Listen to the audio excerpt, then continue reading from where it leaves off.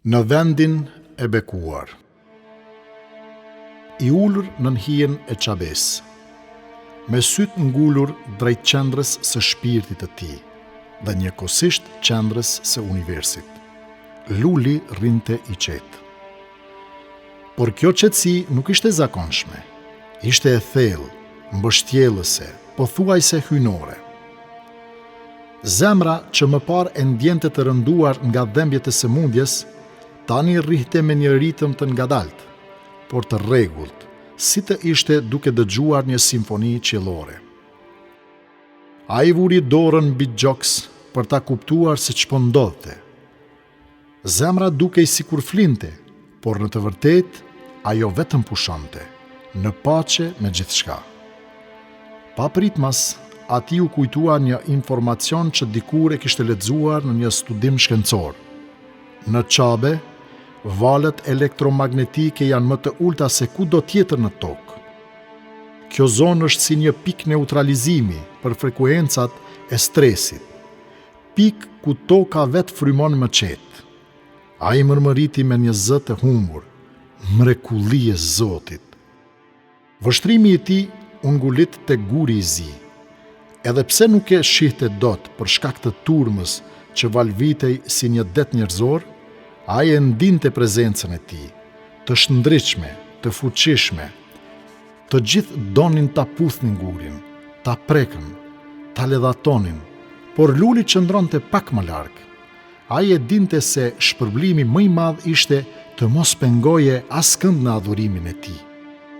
Udhëtimi për te Qabeja nuk ishte qenë i lehtë për të.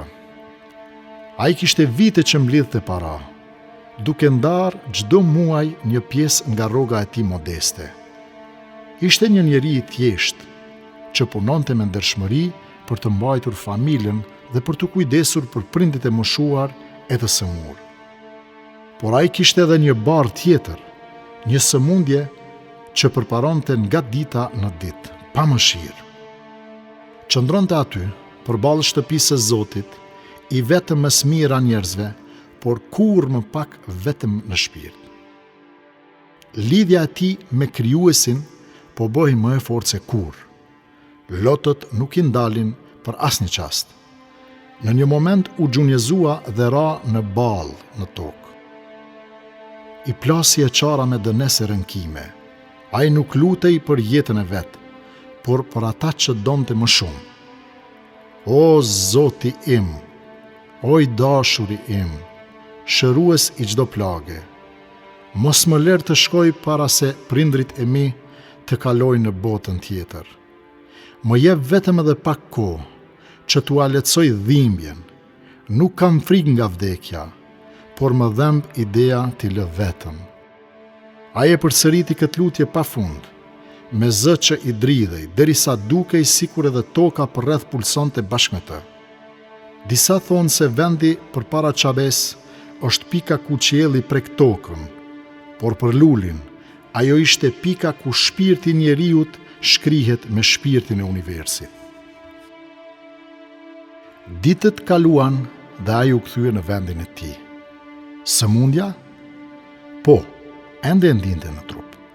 Por zemra ishte mbushur me një shpresë që nuk e kishte ndjerë kurrë më parë. Disa muaj më pas një vizite të zakonshme te mjeku ndodhi ajo që mund të quhej vetë një mrekulli. Luli, i tha mjeku, duke parë analizat e fundit.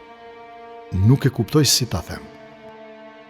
Por këtu ka ndodhur diçka që te i kalon mjekësinë. Doktor, po vdes? Pyeti Luli me një zë të ngjirur. Mjeku buzëqeshi dhe tunte kokën. Jo, Luli, e kundërta. Ti je shëruar plotësisht. Nuk ka më asnjë gjurmë të sëmundjes. Është sikur trupi yt ka rifilluar nga e para. Ai zbesoi çfarë dëgjoi. Trupi u drodh, sytë u mbushën me lot. Dhe ra në gjunjë. Balli i tij preku tokën, ashtu siç kishte bërë në Qabe. O Zoti im, faleminderit, tha me një zë të ngashëryer. Ai nuk e kishte harruar ditën kur toka përreth Qabes rënkonte me të. Zoti kishte dëgjuar dhe kishte vepruar në mënyrë më të bukur.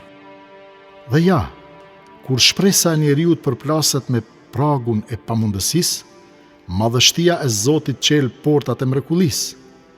Ai që dëgjon edhe rënkimin që s'ka zë, i mjafton një çast për të kthyer zemrën nga vdekja në jetë, sepse kur njeriu përkulet në tokë me shpirtin lakuriç, Zoti e ngrit me dorën e mëshirës së pafundme.